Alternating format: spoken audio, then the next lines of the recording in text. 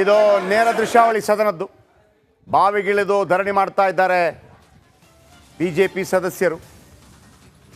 ನೋಡಿ, ನಿಮ್ಮ ಟಿವಿಯ ಎಡಭಾಗದಲ್ಲಿ ಕಾಣ್ತಾ ಇದೆಯಲ್ಲ, ಅದು ಆಡಳಿತ ಪಕ್ಷ ಕೂರುವ ಜಾಗ. ಟಿವಿಯ ಎಡಭಾಗದಲ್ಲಿ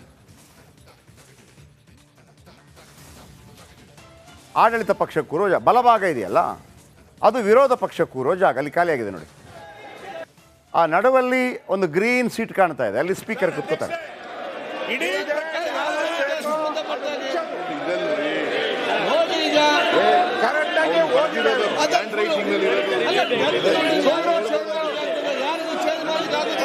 ಸುಳ್ಳು ಓದಿಕೊಂಡು ಯಾರಿಗೆ ಕೂಡ ಚೇಂಜ್ ಮಾಡಲಿಕ್ಕೆ ಡೆತ್ ನೋಟ್ನಲ್ಲಿ ಹೆಸರು ಬರೆದಿದ್ದಾರೆ. ತಯಾರಿಲ್ಲ ಅಂದ್ರೆ ಹೆಂಗಾಗ್ತಾ ಇದೆ ಅಂತ ಗೊತ್ತಾಯ್ತಲ್ಲ ನಿಮಗೆ. ವಿಧಾನಸಭೆ ಕಲಾಪ ನಾಳೆಗೆ ಮುಂದೂಡಿಕೆಯಾಗಿದೆ. ನಾಳೆ 10 ಗಂಟೆಗೆ ಮುಂದೂಡಿಕೆಯಾಗಿದೆ. ಗದ್ದಲ ಕೋಲಾಹಲ ನಾಳೆಗೆ ಮುಂದೂಡಲ್ಪಡುತ್ತೆ. ಒಟ್ಟು 10 ದಿನಗಳ ಕಾಲ ನಡೆಯುತ್ತೆ ಈ ಸದನ. ಈಗ ವಿಧಾನಸಭಾ ಕಲಾಪ ನಾಳೆಗೆ ಮುಂದೂಡಿಕೆ ಮಾಡಿದ್ದಾರೆ. ಗದ್ದಲ ಕೋಲಾಹಲ ಓಕೆ.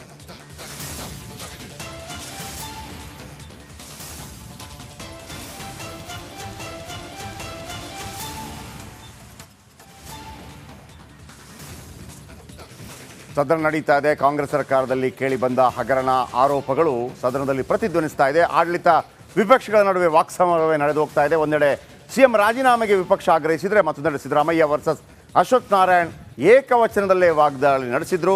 ಅದು ಯಾವ ರೀತಿ ಇತ್ತು ಬನ್ನಿ ನೋಡೋಣ.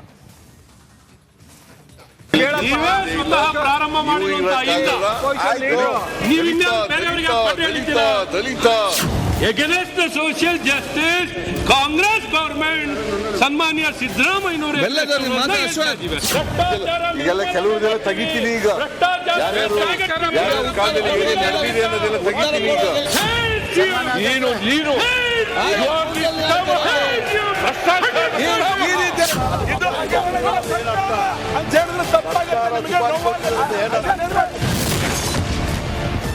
ಏಟು ಎದಿರೇಟು ಜೋರಾಯಿತು ಫೈಟು. ಸದನದಲ್ಲಿ ಸಿಎಂ ವರ್ಸಸ್ ಅಶ್ವಥ್ ವಾಗ್ಯುದ್ಧ. ವಿಧಾನಸಭಾ ಅಧಿವೇಶನ ಆರಂಭವಾದಾಗಿನಿಂದ ಸದನದಲ್ಲಿ ಹಗರಣದ ವಿಚಾರವಾಗಿ ಕೋಲಾಹಲವೆದ್ದಿದೆ. ಇದೀಗ ಸದನ ಸಂಪೂರ್ಣವಾಗಿ ರಣರಂಗವಾಗಿ ಮಾರ್ಪಟ್ಟಿತ್ತು. ಸಿದ್ದು ಸರ್ಕಾರದ ವಿರುದ್ಧ ಕೇಸರಿ ಕಲಿಗಳು ಮುಗಿಬಿದ್ದಿದ್ರು.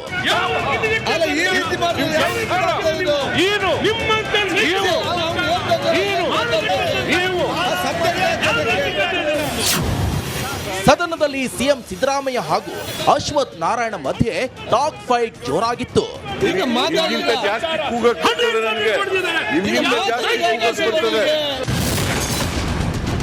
ಇದೆಂತಹ ಮಾತು? ನಂಬರ್ 1, ನೀವು ದಲಿತರ ಪರವಾಗಿಲ್ಲ ಅಂತ ಸಿಎಂ ಕಿಡಿ. ಜಾತಿ ಪರಿಶಿಷ್ಟ ಪಂಗಡ ಅಂತ ಸಂವಿಧಾನದಲ್ಲಿರೋದು. ಅದರಿಂದ ನೀವು ದಲಿತ ಹೇಳಿದ್ರು ಕೂಡ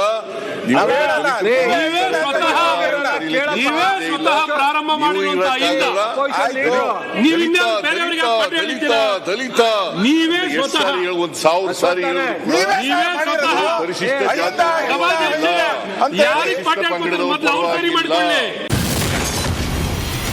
ಇದೆಂತಹ ಮಾತು? ನಂಬರ್ 2, ಅಹಿಂದ ಅಂತ ಮಾತಾಡೋರು ನೀವೇ. Against the social justice, Congress government ಸನ್ಮಾನ್ಯ ಸಿದ್ದರಾಮಯ್ಯನವರೇ ಕೂತ್ಕೊಳ್ಳಿ. ಇದೆಂತಹ ಮಾತು? ನಂಬರ್ 3, ನಿಮ್ಮ ಭ್ರಷ್ಟಾಚಾರ ಹೊರತೆಗೆಯುತ್ತೇನೆ. ನಿಮ್ಗೆ ಅಧಿಕಾರ ಕೊಟ್ಟಿರೋದೇ ಎಲ್ಲ ಸರಿ ತೆಗಿತೀನಿ. ಈಗ ಭ್ರಷ್ಟಾಚಾರದ ವಿರುದ್ಧವಾಗಿದ್ದೀವಿ.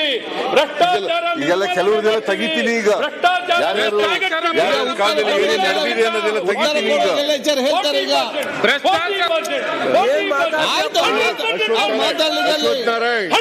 ಅಶ್ವಥ್ ನಾರಾಯಣ್ ಗೌಡ ನಿಮ್ಗಿಂತ ಜಾಸ್ತಿ ಕೂಗಕ್ಕೆ ಬರ್ತದೆ. ನನಗೆ ನಿಮ್ಗಿಂತ ಜಾಸ್ತಿ ಕೂಗಕ್ಕೆ ಬರ್ತದೆ. ನಿಮ್ಗಿಂತ ಜಾಸ್ತಿ ಕೂಗಕ್ಕೆ ಬರ್ತದೆ ನನಗೆ. ಇದೆಂತಹ ಮಾತು?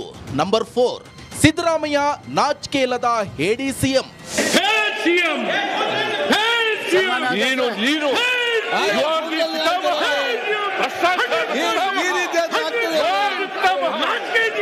ಸರ್ಕಾರ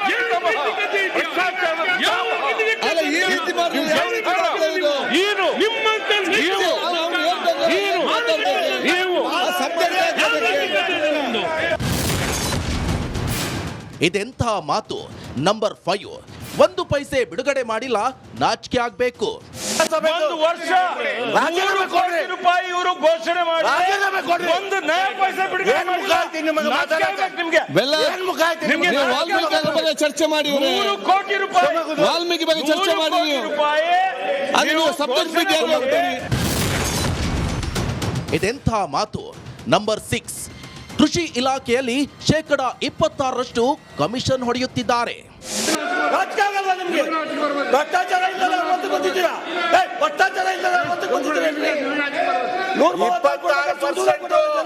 ಅಗ್ರಿಕಲ್ಚರ್ ಡಿಪಾರ್ಟ್ಮೆಂಟ್ ಆಯ್ತು ಮಾತಾಡಿ ಆಯ್ತು. ಈಗ ನೋಡಿ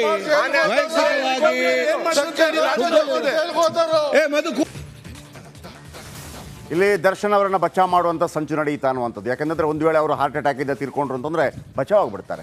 ಹೊಡೆದು ಸತ್ತದ್ದಲ್ಲ, ಹಾರ್ಟ್ ಅಟ್ಯಾಕಿಂದ. ಅದಕ್ಕಾಗಿ ದರ್ಶನ್ ಬಚಾವ್ ನಡೆದಿದೆಯಾ, ಬಚಾವ್ಗೆ ನಡೆದಿದ್ದ ತೆರೆಮರೆಯಲ್ಲಿ ಸಂಚು ಅನ್ನುವಂಥ ಒಂದು ಪ್ರಶ್ನೆ ಉದ್ಭವ ಆಗ್ತಾ ಇದೆ. ರೇಣುಕಾಸ್ವಾಮಿ ಪೋಸ್ಟ್ ಮಾರ್ಟಮ್ ರಿಪೋರ್ಟನ್ನು ತಿರುಚಲಾಗಿದೆಯಾ? ಯಾಕೆ ಅಂತಂದರೆ ಪೋಸ್ಟ್ ಮಾರ್ಟಮ್ ವರದಿ ಕೈ ಸೇರೋ ಮುನ್ನವೇ ಕೆಲವು ಅನುಮಾನಗಳು ಬರ್ತಾ ಇದೆ. ದರ್ಶನ್ ಪವಿತ್ರ ಬಚಾವ್ ಮಾಡಲು ಮುಂದಾಗಿದ್ರಾ? ಸಮತ ಯಾರು? ಪವಿತ್ರ ಗೌಡ ಫ್ರೆಂಡು. ಪದೇ ಪದೇ ಹೋಗ್ತಾ ಇದ್ರು ಜೈಲಿಗೆ. ಇನ್ನು ಧನ್ರಾಜ್ಗೆ ದುಡ್ಡು ಕೊಟ್ಟಿದ್ರು ಆ ಡಿಗ್ಗರ್ ಪಡ್ಕೊಳ್ಳೋದಕ್ಕೆ, ಕರೆಂಟ್ ಇದು.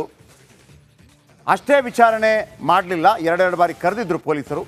2 ಬಾರಿ ವಿಚಾರಣೆ ಕರೆಸಿ ನೀನು ದುಡ್ಡು ಹಾಕಿದ್ಯಾ ಅವರಿಗೆ? ಅವಳು ಹೇಳಿದಾಳೆ, ನಾನು ದುಡ್ಡು ಹಾಕಿ. ಅವ್ರು ಹೇಳಿದ್ದಾರೆ ದುಡ್ಡು ಹಾಕಿದ್ದೀನಿ, ಈ ಹಿಂದೆ ಕೂಡ ನನಗೆ ಗೊತ್ತಿಲ್ಲ ಅಂತೇಳಿ. ಕಾಮಾಕ್ಷಿ ಪಾಳ್ಯ ಪೊಲೀಸಲ್ಲಿ ನಡೆದಿತ್ತು. ಈ ಸಮತಾ ಅವರ ಪತಿ ಡಾಕ್ಟರ್ ಪ್ರದೀಪ್ ಅವರು ಕೂಡ ಎಲ್ಲಿ ಪೋಸ್ಟ್ ಮಾರ್ಟಮ್ ಆಯಿತೋ ಅಲ್ಲಿ ಡಾಕ್ಟ್ರು, ಆಮೇಲೆ FSL ಸ್ಪೆಷಲಿಸ್ಟು. ನಿಮಗೆ ಎಲ್ಲ ಡಾಕ್ಟ್ರುಗಳು ಪೋಸ್ಟ್ ಮಾರ್ಟಮ್ ಬರೋದಿಲ್ಲ. ಈಗ ಪೀಡಿಯಾಟ್ರಿಷಿಯನ್ ಅಂದರೆ ಮಕ್ಕಳ ಡಾಕ್ಟ್ರು, ಅವ್ರು ಬರೋದಿಲ್ಲ. ಗೈನಕಾಲಜಿಸ್ಟ್ ಅಂದರೆ ಸ್ತ್ರೀ ರೋಗ ತಜ್ಞ, ಅವರೆಲ್ಲ ಬರೋದಿಲ್ಲ. ಏನು ಆರ್ಥೋಪಿಡಿಷಿಯನ್ ಅಂತಂದರೆ ಎಲುಬು ತಜ್ಞ, ಅವರು ಬೇಕಿದ್ರೆ ಬರ್ತಾರೆ. ಮತ್ತೊಂದು ಆಪ್ಥಾಲ್ಮಾಲಜಿಸ್ಟ್ ಅಂದರೆ ಕಣ್ಣಿನ ತಜ್ಞ, ಅವರೆಲ್ಲ. ಆದರೆ ಇದು FSL ವಿಶೇಷವಾಗಿ ಅವರು ಬರ್ತಾರೆ. ಈ ಡಾಕ್ಟ್ರ್ ಅಲ್ಲಿದ್ದರು. ಈಗ ಪ್ರದೀಪ್ ಅವರ ಕಾಲ್ ಡೀಟೇಲ್ ಸ್ಟಾರ್ಟಿಂಗ್ಸ್ ಎಲ್ಲ ಪರಿಶೀಲನೆ ಮಾಡ್ತಾ ಇದ್ದಾರೆ. ಯಾಕೆ ಅಂತಂದರೆ ಅವತ್ತು ಅವರಿಗೆ ರಜೆ ಇತ್ತು ಪ್ರದೀಪ್ ಅವರಿಗೆ. ಆದರೂ ಪೋಸ್ಟ್ ಮಾರ್ಟಮ್ ಮಾಡಿದ್ರಂತೆ, ಅಥವಾ ಆ ತಂಡದಲ್ಲಿ ಇದ್ರಂತೆ ಪ್ರದೀಪ್. ತಾವೇ ಖುದ್ದಾಗಿ ನಿಂತು ಆ ಟೀಮಲ್ಲಿ ರೇಣುಕಾಸ್ವಾಮಿ ಶವದ ಪೋಸ್ಟ್ ಮಾರ್ಟಮ್ ಮಾಡಿದ್ದಾರೆ. ಆ ಸಂದರ್ಭದಲ್ಲಿ ಯಾಕೆ ತಿದ್ದಿರಲಿಕ್ಕಿಲ್ಲ ಅನ್ನುವಂಥ ಡೌಟ್ ಬರ್ತಾ ಇದೆ. ಮರಣೋತ್ತರ ಪರೀಕ್ಷಾ ವರದಿ ಬಗ್ಗೆ ಪೊಲೀಸರಿಗೆ ಈಗ ಅನುಮಾನ ಹೆಚ್ಚಾಗಿದೆ. ಹಾಗಾಗಿ ಪೋಸ್ಟ್ ಮಾರ್ಟಮ್ ವರದಿ ಪುನಃ ಪರಿಶೀಲನೆಗೆ ಪೊಲೀಸರು ಪ್ಲ್ಯಾನ್ ಮಾಡ್ತಾ ಇದ್ದಾರೆ ಅನ್ನುವಂಥ ಮಾತುಗಳು ಕೇಳಿ ಬರ್ತಾ ಇದೆ. ಈ ನಡುವೆ ದರ್ಶನ್ ಒಂದು ಪ್ಲ್ಯಾನ್ ಮಾಡಿದ್ರಾ, ನಾಟಕ ಮಾಡಿದ್ರಾ ಅನ್ನುವಂಥದ್ದು ನಿಮಗೆ ಹೇಳ್ತೀನಿ. ಏನದು? ಜೈಲುವಾಸದಿಂದ ತಪ್ಪಿಸಿಕೊಳ್ಳಲು ನಾಟಕ ಮಾಡಿದ್ರಾ ದರ್ಶನ್ ಅನ್ನುವಂಥ ಡೌಟ್. ಒಂದು ಕಡೆ ಮನೆಯೂಟ, ಇನ್ನೊಂದು ಕಡೆ ಆರೋಗ್ಯದ ನೆಪ ಒಡ್ಡಿದ್ರಾ. ಮನೆ ಊಟಕ್ಕೆ ಹಾಕಿದ್ದ ಅರ್ಜಿಗೆ ಪ್ರಾಸಿಕ್ಯೂಷನ್ನಿಂದ ಆಕ್ಷೇಪಣೆ ಬಂದಿದೆ. ನೀವು ಹಂಗೆ ಹಾಕೋಂಗಿಲ್ಲ ಮನೆ ಊಟ. ಯಾಕೆ ಹಾಕೋಂಗಿಲ್ಲ? ನಿಮಗೆ ಊಟ ಬೇಕು ಅಂತಂದರೆ ನೀವು ಕೋರ್ಟ್ಗೆ ಹೋಗೋದಲ್ಲ, ಅಲ್ಲಿ ಜೈಲಾಧಿಕಾರಿಗೆ ಹೇಳಬೇಕು. ದರ್ಶನ್ ಜೈಲು ಸೇರಿದ ಮೇಲೆ ಯಾವುದೇ ಅನಾರೋಗ್ಯ ಇರಲಿಲ್ಲ. ಅವರೇನು ಹೇಳ್ತಾ ಇದ್ದಾರೆ, ನನಗೆ ಊಟ ಸರಿ ಆಗ್ತಾ ಇಲ್ಲ, ಜೈಲು ಊಟ ಸರಿ ಆಗ್ತಾ ಇಲ್ಲ, ಚೇಂಜ್ ಮಾಡಿ ಮನೆ ಊಟ ಕೊಡಿ ಅಂತೇಳಿ. 10 kg ತೂಕ ಇಳಿಕೆಯೂ ಆಗಿಲ್ಲ. ದರ್ಶನ್ಗೆ ಯಾವುದೇ ರೀತಿಯ ಗ್ಯಾಸ್ಟ್ರಿಕ್ ಕೂಡ ಇಲ್ಲ. ಅರ್ಜಿ ಜೊತೆ ಯಾವುದೇ ಕಾಯಿಲೆ ಬಗ್ಗೆ ವೈದ್ಯಕೀಯ ದಾಖಲೆ ಸಲ್ಲಿಸಿಲ್ಲ. ನಿಯಮಗಳ ಪ್ರಕಾರ ವಿನಾಯಿತಿಗೆ ಕಾರಾಗೃಹ IGಗೆ ಅರ್ಜಿ ಸಲ್ಲಿಸಬೇಕು, ನನಗೆ ಊಟ ಬೇಕು ಅಂತೇಳಿ. ಈ ಅರ್ಜಿಯಲ್ಲಿ ಪಡೆಯುವ ಸವಲತ್ತುಗಳ ನಿರ್ವಹಣೆ ಎಲ್ಲ ವಿವರಿಸಬೇಕು. ಜೈಲಾಧಿಕಾರಿಗಳಿಗೆ ಮಾಹಿತಿ ಕೊಡಲಿಲ್ಲ, ನೇರವಾಗಿ ರಿಟ್ ಅರ್ಜಿ ಸಲ್ಲಿಕೆಯನ್ನು ಮಾಡಿದ್ದಾರೆ. ದರ್ಶನ್ ಪರ ವಕೀಲರ ವಿರುದ್ಧ ಸರ್ಕಾರಿ ವಕೀಲರು ಕಿಡಿಕಾರಿದ್ದಾರೆ. ಇದು ಹೆಂಗ್ರಿ ನೀವು ಮಾಡಿ